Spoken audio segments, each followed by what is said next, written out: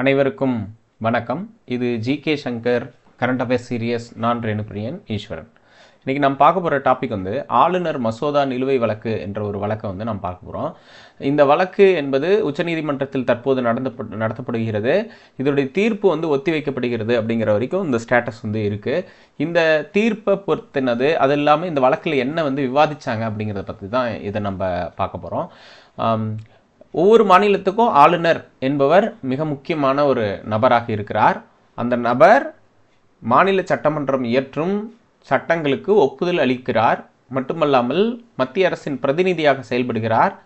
அது மட்டுமல்லாமல் அவருக்குன்னு சொல்லிட்டு ஒரு டிஸ்கிரிட்டரி பவர், தனிப்பட்ட சுதந்திரமும் இருக்குது அப்படிங்கிறது அரசியலமைப்பு சட்டத்தில் குறிப்பிடப்பட்டுள்ளது. ஆர்டிகல் 200 விதி 200 அடிப்படையில் மாநில சட்டமன்றம் இயற்றும் மசோதாக்களுக்கு ஒப்புதல் வழங்குகிறார் என்பது குறிப்பிடத்தக்கது. விதி 201 அடிப்படையில் ஒரு மசோதாவை ஆளுநரானவர் குடியரசுத் தலைவரின் மேற்பார்வைக்கு அனுப்பி வைக்கிறார் என்ற இன்னொரு விஷயமும் இருக்குது. இப்போ நடக்கக்கூடிய வழக்கு முழுக்க இதனுடன் தொடர்புடையதுதான். தமிழ்நாடு மாநிலத்தின் ஆளுநருக்கு எதிராக உச்சநீதிமன்றத்தில் தொடுக்கப்பட்டுள்ள வழக்கின் மீது உச்சநீதிமன்றம் விசாரணையை துவங்கியுள்ளது. அந்த விசாரணையில் என்னென்ன விஷயங்கள் பேசப்பட்டன என்பதை குறித்து நாம் பார்க்கலாம். பிஃபோர் தட் ஆர்டிகல் 163 என்ற ஒரு ஆர்டிகல் இருக்குது. ஆர்டிகல் 74 அப்படின்னு சொல்லிட்டு நம்ம ஒன்று இருக்குது. இந்த ரெண்டு ஆர்டிகல் என்ன அப்படின்னா, 163 மாநில அமைச்சரவை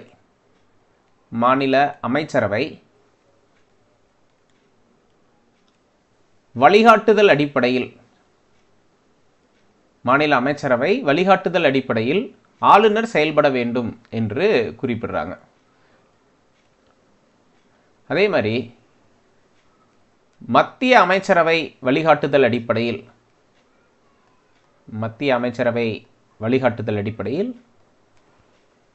குடியரசுத் தலைவர் பிரசிடென்ட் செயல்பட வேண்டும் என்று சொல்லுது. ஆர்டிகல் 163 ஸ்டேட் கவர்மெண்ட் பற்றின சொல்கிறாங்க. ஆர்டிகல் 74 யூனியன் கவர்மெண்ட் பற்றின விஷயங்கள்ல சொல்லியிருக்காங்க. இதுதான் டியூட்டி. ஒரு குடியரசுத் தலைவர், ஒரு ஆளுநருடைய வேலை என்பது மாநில சட்டமன்றம் நிறைவேற்றி கொடுக்கக்கூடிய அல்லது நாடாளுமன்றம் நிறைவேற்றி கொடுக்கக்கூடிய மசோதாவிற்கு ஒப்புதல் அளித்தல் என்பது அவருடைய டியூட்டி. ஆனால் குடியரசுத் தலைவருக்கு ஒரு சில உரிமைகள் வழங்கப்பட்டிருக்கிறது, தனியுரிமைகள் வழங்கப்பட்டிருக்கிறது. ஆனால் அந்த உரிமைகள் ஆளுநருக்கு பொருந்துமா என்பதுதான் இந்த வழக்கில் விசாரணையில் இருக்குது.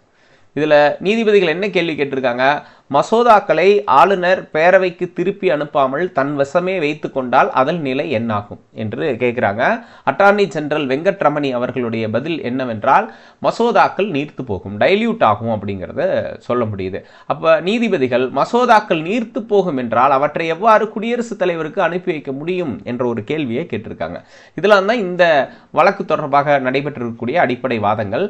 சட்டப்பேரவையில் நிறைவேற்றப்பட்ட மசோதாக்கள் மீதாக முடிவெடுக்காமல் நிறுத்தி வைக்கக்கூடிய அதிகாரத்தை தமிழ்நாடு ஆளுநர் பயன்படுத்தியிருக்கிறாங்க. அது தொடர்பாக 2 வழக்குகள் மீதான தீர்ப்பை உச்சநீதிமன்றம் தேதி குறிப்பிடாமல் உச்சநீதிமன்றம் திங்கட்கிழமைக்கு ஒத்தி வைத்தது அப்படின்னு சொல்லியிருக்காங்க. அது மட்டுமல்லாமல் article 200, 201 reservation for the bill and assent of bill என்ற இந்த 2 மீது இந்த வழக்கு நடைபெற்று வருகிறது. அதில் என்ன கேட்குறாங்க அப்படின்னு கேட்டிங்கன்னா, மசோதாக்கள் மீது முடிவெடுக்காமல் ஆளுநர் ஏன் பல ஆண்டுகளாக அமைதி காத்தார் என்று ஒரு கேள்வியை கேட்குறாங்க. அப்போ இந்த இடத்துல கூட்டாட்சி தத்துவம் அப்படிங்கிற ஒரு விஷயம் இருக்குது. ஒன்று மத்திய அரசு இருக்கிறது, மற்றொன்று பார்த்தீங்க அப்படின்னா மாநில அரசு இருக்கிறது. இப்போ மத்திய அரசுக்கும் மாநில அரசுக்கும் இடையிலான ஒரு முகவராக ஆளுநர் செயல்பட்டு கொண்டிருக்கிறார். டைரக்ட்லி ஆர் இன்டைரக்ட்லி, நேரடியாகவோ அல்லது மறைமுகமாகவோ செயல்பட்டு கொண்டிருக்கிறார். இப்போ மத்திய அரசும் மாநில அரசும் இணக்கமாக இருக்கும் பொழுது எந்த பிரச்சனையும் வர்றதில்லை. மத்திய அரசுக்கும் மாநில அரசுக்கும் இணக்கம் இல்லாத சூழலில் ஏற்படும் போது தான் இந்த மாதிரியான பிரச்சனைகள் ஏற்படுகிறது. இதுதான் இந்த இடத்துல சொல்லப்படக்கூடிய ஒரு விஷயம். அப்போ அந்த சூழலில் மாநிலத்தின் ஆளுநர்கள் எப்படி பிஹேவ் பண்ணுறாங்க அப்படிங்கிறத இந்த வழக்கில் விசாரிச்சிருக்காங்க. மசோதாக்கள் மீது முடிவெடுக்காமல் ஆளுநர் ஏன் பல ஆண்டுகளாக அமைதி காத்தார், அதில் முரண்கள் இருப்பது என்றால் உடனடியாக அரசுக்கு அதை தெரிவித்தால் தான் நல்லது, அப்படி தெரிவிக்கிறது தான் சரியான விஷயம் அப்படின்னு வந்து அதை பற்றின விஷயங்களை வந்து கேள்வி கேட்டிருக்காங்க. ஸோ அப்போ மசோதாக்கள் மீது முடிவெடுத்தலுக்குன்னு கால நிர்ணயம் சொல்லப்படவில்லை என்று இதில் சொல்லியிருக்காங்க. கால நிர்ணயங்கள் எதுவும் சொல்லப்படவில்லை, அது வந்து மிகச் சரியான ஒன்று. கால நிர்ணயம் சொல்லப்படவில்லை என்றாலும் as soon as possible, எவ்வளோ சீக்கிரம் முடியுமோ அவ்வளோ சீக்கிரம் அந்த மசோதாவிற்கு முடிவு எடுக்கணும் அப்படிங்கிறது தான் கான்ஸ்டிடியூஷனில் சொல்கிறாங்க. அதாவது கான்ஸ்டிடியூஷனில் எந்த டைம்னு மென்ஷன் பண்ணலை, பட் ப்ராக்டிக்கலி கவர்மெண்ட் ஒர்க் பண்ணுற ஸ்டைலை வச்சு நம்ம பார்த்தோம்னா as soon as possible ஒரு மசோதாவுக்கு எவ்வளோ வேகமாக முடியுமோ ஆளுநர் அவ்வளோ வேகமாக ஒப்புதல் அளித்தல் வேண்டும் என்பது குறிப்பிடத்தக்கது. இன்கேஸ் குறைபாடுகள் இருந்தால் என்ன பண்ணுவாங்க, அதை தான் 44th amendment and 42nd amendment வந்து தெளிவாக சொல்லுது. 42nd அமெண்ட்மெண்ட் என்ன சொல்லுது அப்படின்னா, குடியரசுத் தலைவரோ பிரசிடென்ட்டோ அல்லது ஒரு கவர்னரோ ஒரு மசோதாவின் மீது அல்லது ஒரு ஆலோசனையின் மீது மத்திய அமைச்சரவை யூனியன் கேபினெட் மத்திய அமைச்சரவை ஆலோசனையின்படி தான் செயல்பட வேண்டும், ஆளுநர் வந்து ஸ்டேட் கேபினெட் ஆலோசனையின்படி தான் செயல்பட வேண்டும் அப்படின்னு சொல்லி 42nd அமெண்ட்மெண்ட்ல சொல்றாங்க. ஆனால் 44th அமெண்ட்மெண்ட்ல என்ன சொல்றாங்கன்னா, பிரசிடென்ட் வந்து ஒரு டெசிஷனை, ஒரு கேபினெட் எடுத்த டெசிஷனை ரீகன்சிடரேஷனுக்கு அனுப்பலாம் அப்படின்னு வந்து சொல்றாங்க. So president can reconsider the decision made by the union cabinet as well as the same time governor also reconsider the decision made by the state cabinet. So மாநில அமைச்சரவை எடுத்த முடிவுகளின் மீது மறுபரிசீலனைக்கு அவங்க அனுப்பலாம் அப்படிங்கிறத சொல்கிறாங்க. இப்போ ஒரு மசோதாவை மறுபரிசீலனைக்கு ஆளுநர் அனுப்புனார்னா அது மீண்டும் சட்டமன்றத்தில் நிறைவேற்றப்படும். லெஜிஸ்லேட்டிவ் அசம்பிளியில் மீண்டும் நிறைவேற்றி அதை வந்து மறுபடியும் கவர்னருக்கு வந்து அனுப்புகிறாங்க. ஆனால் கவர்னர் அந்த திரும்ப வந்த ஒரு பில் அனுப்பியிருக்காரு, அதை அவங்க திரும்ப என்ன பண்ணியிருக்காங்க அப்படின்னா, அந்த மசோதாவை வந்து நிறைவேற்றி திரும்ப கவர்னருக்கு அனுப்புனப்போ இவர் டிலே பண்ணியிருக்காரு, சில ஆண்டுகளாக அது வந்து டிலே பண்ணியிருக்காரு. அதுக்கப்புறம் 2 மசோதாக்களை மட்டும் குடியரசுத் தலைவருக்கு அனுப்பியிருக்காரு, பிரசிடென்ட்டுக்கு வந்து அனுப்பியிருக்காரு. இதுதான் இங்கே இருக்கக்கூடிய சூழல். இந்த சூழலில் உச்சநீதிமன்றம் கேட்டிருக்கக்கூடிய கேள்வி, மசோதாவை நிறுத்தி வைத்தால் அது டைல்யூட் ஆகுமா என்ற ஒரு கேள்வி. அதுக்கு அட்டார்னி ஜெனரலே, மத்திய அரசின் அட்டார்னி ஜெனரலே சொல்கிறாங்க டைல்யூட் ஆகும்னு சொல்கிறாங்க. அப்போ டைல்யூட் ஆகும்போது ஏன் மசோதாவை நிறுத்தி வைத்தார்? இதுதான் வழக்கில் வந்து விவாதிக்கப்படக்கூடிய முக்கிய கூறுகள். எனினும் மத்திய அரசின் சார்பில் குறிப்பாக வந்து அட்டார்னி ஜெனரல் அவர்கள் வந்து ஆஜராகி இந்த வழக்கில் 201 பயன்படுத்துறதுக்கு ஆளுநருக்கு அதிகாரம் இருக்குது, அதில் ஒரு டிஸ்கிரிட்டரி பவர் இருக்குங்கிறத சொல்கிறாங்க. அப்போது கடைசியில் தனது ஒப்புதலை நிறுத்தி வைத்துவிட்டு குடியரசுத் தலைவருக்கு பரிசீலனைக்கு அனுப்ப ஏன் பரிந்துரைத்தார் அப்படின்னு கேள்வி கேட்கும்போது, ஆளுநர் குடியரசுத் தலைவருக்கு அனுப்பி வைக்கப்படும் மசோதா மீது முடிவெடுக்கும் வகை செய்யும் அதிகாரம் அரசியலமைப்பின் 201வது விதிப்படி நாடாளுமன்றத்தில் ஒப்புதல் தெரிவிக்கப்பட்ட மசோதாக்களுக்கு, அதாவது 201 அடிப்படையில் தான் வழங்கப்பட முடியும் அப்படிங்கிறத பேசுகிறாங்க. அப்போ நாடாளுமன்றத்தால் ஒப்புதல் தெரிவிக்கப்பட்ட மசோதாக்களுக்கு ஒப்புதல் வழங்க வகை செய்யும் குடியரசுத் தலைவரின் அதிகாரம் தொடர்பான 111 விதி ஆக தொடர்புடையதாக நீதிபதிகள் விரிவாக ஆராய்ந்தனர் அப்படின்னு வந்து சொல்கிறாங்க. இப்போ இன்னும் சரியாக சொல்லணும்னா 201 ஆர்டிகல் ரிசர்வேஷன் ஆஃப் பில் 201 111 சமமாக இருக்குமா அப்படிங்கிறத பற்றி ஆய்வு செஞ்சுருக்காங்க. அப்போ குடியரசுத் தலைவரின் அதிகாரங்களும் ஆளுநரின் அதிகாரம் சமமாக இருக்குமா அப்படின்னு கேட்டால் மாநில அளவில் சமமாக இருக்குமாங்கிறத அவங்க ஆய்வு செய்கிறாங்க. இப்போ தமிழ்நாடு அரசு என்ன சொல்லுது அப்படின்னு பார்த்தீங்கன்னா, தமிழ்நாடு அரசு இந்த விவகாரத்தில் 2023 நவம்பர் மாதம் 13ஆம் தேதி மசோதாவை நிறுத்தி வைப்பதாக ஒற்றை வரியில் ஒரே ஒரு மெசேஜை மட்டும்தான் அனுப்பியிருக்காரு ஆளுநர். அதை தாண்டி மசோதாக்கள் மீது எந்த ஒரு நடவடிக்கையும் எடுக்கலை. அப்போ மாநில அரசு ஒரு சிறப்பு சட்டப்பேரவை கூட்டி மசோதாக்களை 2023 நவம்பர் 18 அன்றைக்கு மீண்டும் நிறைவேற்றியது. ஆனால் அதில் முரண்களை கொண்டிருப்பதாக நவம்பர் 28ஆம் தேதி குடியரசுத் தலைவருடைய பரிசீலனைக்கு அனுப்பிவிட்டார் என்று இதெல்லாம் சொல்லியிருக்காங்க. ஸோ அப்போ நீதிபதிகள் வந்து ஒருவேளை அந்த மசோதாக்களை ஆளுநர் பேரவைக்கு திருப்ப அனுப்பாமல் தன்னிடமே வைத்து கொண்டால் அதன் நிலை என்னாகும்னு அட்டார்னி ஜெனரல் கிட்ட கேட்குறாங்க. அட்டார்னி ஜெனரல் அது வந்து நீர்த்து போகும்னு சொல்கிறாங்க. அப்போ மசோதாக்கள் நீர்த்து போகும் என்றால் அவற்றை எவ்வாறு குடியரசுத் தலைவருக்கு அனுப்பி வைக்கிறார் என்ற கேள்வியை கேட்டிருக்காங்க. ஸோ அது மட்டுமல்லாமல் மசோதாக்களை நிறுத்தி வைக்க முடியாதுன்னு சொல்லிட்டு தமிழ்நாடு சார்பில் வாதிடுறாங்க. அப்போது அரசியலமைப்பின் பிரிவு 111 அசென்ட் டு த பில், இதில் தான் வந்து வீட்டோ பவர் இருக்குது. வீட்டோ பவர் குடியரசுத் தலைவருக்கு வீட்டோ பவர் இருக்குது, அதே மாதிரி கவர்னருக்கு வீட்டோ பவர் இருக்குதா அப்படிங்கிறது தான் இந்த வழக்கில் மிக முக்கியமாக டிஃபைன் பண்ணுறாங்க.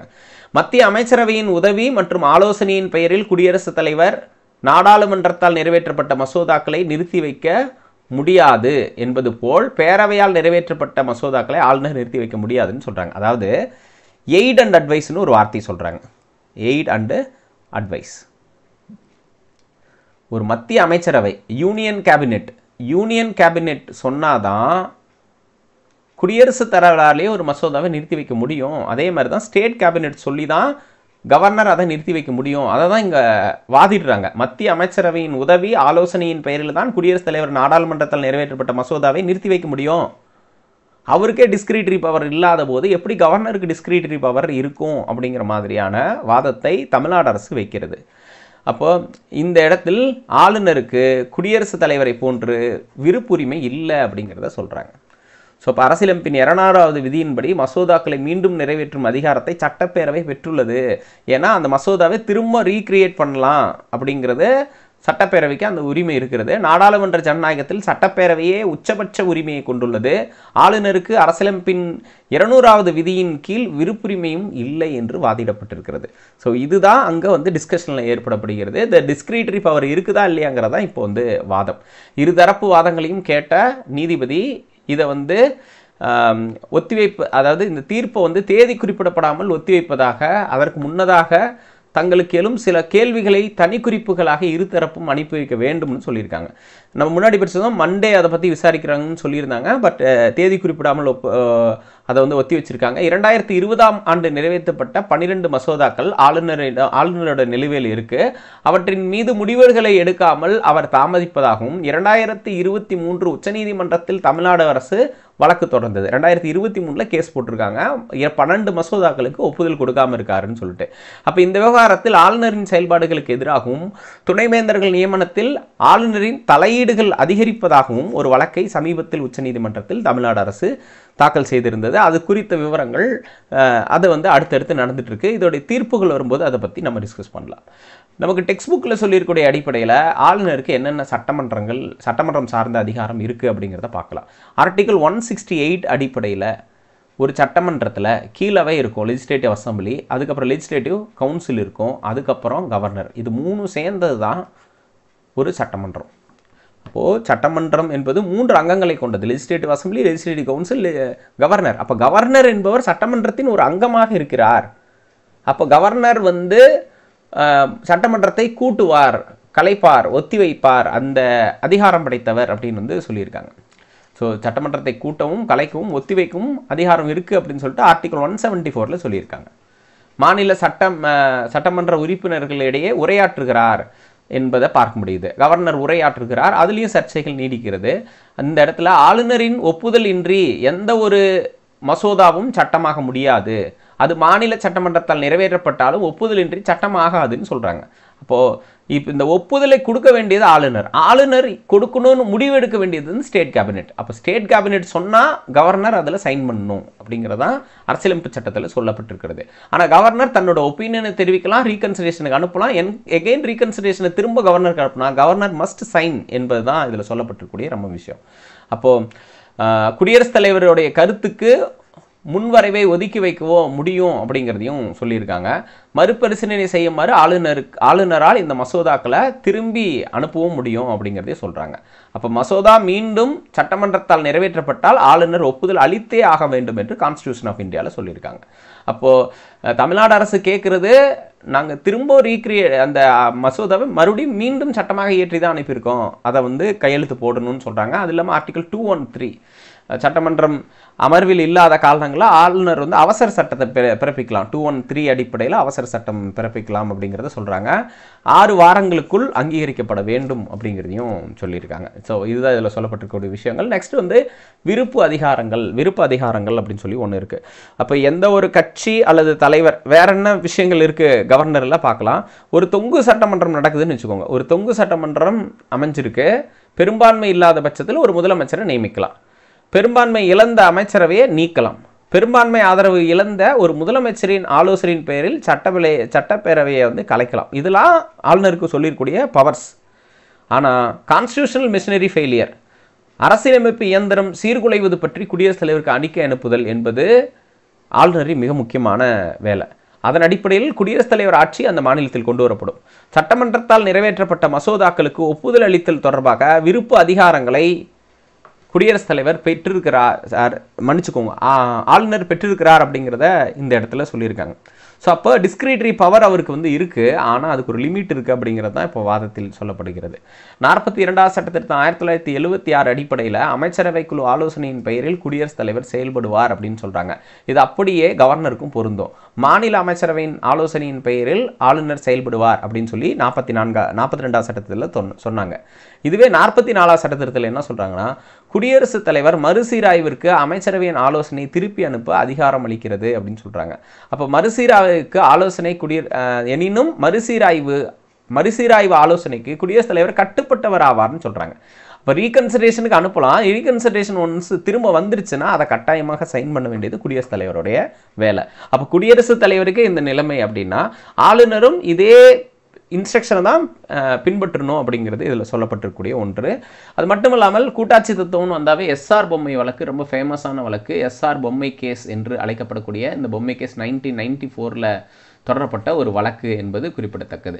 சோமப்ப ராயப்ப பொம்மை என்பவர் வந்து பார்த்திங்கன்னா கர்நாடகாவுடைய முதலமைச்சராக இருந்தவர் என்பது குறிப்பிடத்தக்கது. 11வது முதலமைச்சர் கர்நாடகா. மட்டுமல்லாமல் 1996-98 காலகட்டங்களில் மனிதவள மேம்பாட்டுத்துறை அமைச்சராக ஹெச்டி தேவகவுடா மற்றும் ஐகே குஜரால் ஆட்சியில் இவர் இடம்பெற்றிருந்தார் என்பதும் முக்கியத்துவம் வாய்ந்தது. எஸ்ஆர் பொம்மை அவர்கள் முதல்வராக இருந்த கர்நாடக அரசம் மத்திய அரசால் கலைக்கப்பட்டது. அப்படி கலைக்கப்பட்டதை எதிர்த்து தான் மாநில உரிமைகளை காப்பதற்காக இந்த வழக்கு தொடுக்கப்பட்டது. மத்திய அரசாங்கம் தன்னிச்சையான முறையில் அரசியலமைப்புக்கு எதிராக மாநில அரசாங்கங்களை பதவி நீக்கம் செய்யக்கூடாது என்று இந்த தீர்ப்பின் மைய கருத்தாக இருக்கிறது. அது மட்டுமல்லாமல் விதி 356 கடைசி ஆயுதமாக லாஸ்ட் ரெசார்ட்டாக தான் பயன்படுத்தணும். மத்திய அரசு தனக்கு பெரும்பான்மை கிடைக்கல அப்படிங்கிற ஒரு காழ்ப்புணர்ச்சியில் மாநில அரசுகளை கலைக்கக்கூடாது அப்படிங்கிறதும் இந்த தீர்ப்பில் சொல்லியிருக்கப்பட்டிருக்கிறது. அப்போ சாதாரண காரணங்களுக்காக மத்திய அரசு விதி 356 பயன்படுத்தக்கூடாது என்பது எஸ்ஆர் பொம்மை வழக்கில் சொல்லப்பட்டது. அது மட்டுமல்லாமல் 356 மாநில அரசை மத்திய அரசாங்கம் பதவி நீக்கியது சரியா தவறா என்ற ஆராயும் அதிகாரம் உச்சநீதிமன்றத்திற்கு உள்ளது அப்படிங்கிறதையும் சொல்லியிருக்காங்க. இப்போ எஸ்ஆர் பொம்மை வழக்கில் உச்சநீதிமன்ற தீர்ப்பு வந்ததுக்கு பிறகு மத்திய அரசின் தன்னிச்சையான நடவடிக்கைகளிலிருந்து மாநில அரசாங்கங்கள் பாதுகாக்கப்பட்டிருக்கிறது அப்படிங்கிறத பார்க்க முடியுது. அப்போ இது எப்படி ஒரு கான்ஸ்டிடியூஷனல் கேஸோ அதே மாதிரி தான் இந்த பர்டிகுலர் கேஸும் கான்ஸ்டிடியூஷனலாக இருக்குது அப்படிங்கிறத நாம் பார்க்க முடிகிறது. அண்ணல் அம்பேத்கர் அவர்கள் விதி 356 வந்து சொல்லும்போது மக்களால் தேர்ந்தெடுக்கப்பட்ட அரசாங்கங்களுக்கு எதிராக இந்த உறுப்பு உள்ளது என்பதை கசப்புடன் ஏற்றுக்கொண்டார் என்பது பார்க்க முடிகிறது. அப்போ ஆர்டிகல் 356 வந்து மக்களால் ஏற்படுத்தப்பட்ட ஒரு அரசாங்கத்தை கலைக்கும் தன்மையுடையதாக இருக்குது. ஸோ அதை வந்து டாக்டர் அம்பேத்கர் அக்செப்ட் பண்ணிக்கிட்டாரு அப்படிங்கிறத நம்ம பார்க்க முடிகிறது. அது மட்டும் இல்லாமல் பர்டிகுலராக வந்து நமக்கு 3 வகையான அமைப்புகள் இருக்குது. எடுத்துக்காட்டு வந்து பார்த்திங்கன்னா ராஜமன்னார் கமிஷன். ராஜமன்னார் கமிஷன் என்ன சொல்லுது அப்படிங்கிற ஆளுநர் பதவியே தேவையில்லை அப்படிங்கிற மாதிரி ராஜமன்னார் கமிஷன் வந்து ஆளுநர் பதவிக்கு எதிரான பரிந்துரைகளை கொடுத்தது அப்படிங்கிறத பார்க்க முடிகிறது. அதே சர்க்காரியா கமிஷன் என்ன சொல்லுது அப்படின்னா ஆளுநர் பதவியை வந்து நீக்கலாம் முடியாது, ஆனால் லாஸ்ட் ரெசார்ட்டாக என்ன பண்ணலான்னா மாநில அவசர நிலையை கொண்டு வரலாம், அதுக்கு வேணால் நீங்கள் எஸ்டாப்ளிஷ் பண்ணலாம், அதுக்காக ஆளுநர் பதவியெல்லாம் நீக்க முடியாது அப்படிங்கிறத சொல்கிறாங்க. அதுக்கு அடுத்து பார்த்திங்கன்னா மதன் மோகன் புன்சி வழக்கு 2007 என்று நம்ம குறிப்பிடுவோம். புன்சி என்று சொல்லக்கூடிய இந்த வழக்கில் என்ன சொன்னாங்க அப்படின்னா குடியரசுத் தலைவர் என்ற ஒரு முறை குடியரசுத் தலைவர் ஆட்சி என்ற முறை குறிப்பிட்ட மாவட்டங்களுக்கு மட்டும் அனுப்பலாம் அப்படிங்கிற மாதிரி சொல்லியிருந்தாங்க. ஆளுநர் தொடர்பாகவும் ஒரு சில பரிந்துரைகளை சொல்லியிருந்தாங்க. ஸோ இவ்வளோதான் இந்த பர்டிகுலர் எஸ்டாப்ளிஷ்மெண்ட்டில் நம்ம வந்து டிஸ்கஸ் பண்ணது. வழக்கு என்பது ஆளுநருக்கு எதிரானது அப்படிங்கிறத நம்ம பார்க்க முடியுது. இது வந்து ஒரு ஸ்டடி ஃபார்மேட்டில் நீங்கள் எடுத்துக்கலாம். யூனியன் கவர்மெண்ட் ஸ்டேட் கவர்மெண்ட்டுக்குன்னு இருக்கக்கூடிய பாலிடிக்ஸ் அப்படிங்கிறது வித்தியாசமானது. அதை கோர்ட்டு தான் முடிவு பண்ணணும். தீர்ப்புகள் வந்ததுக்கப்புறம் திரும்பவும் இந்த டாப்பிக்கை நம்ம எவால்வேட் பண்ணலாம். நன்றி, வணக்கம்.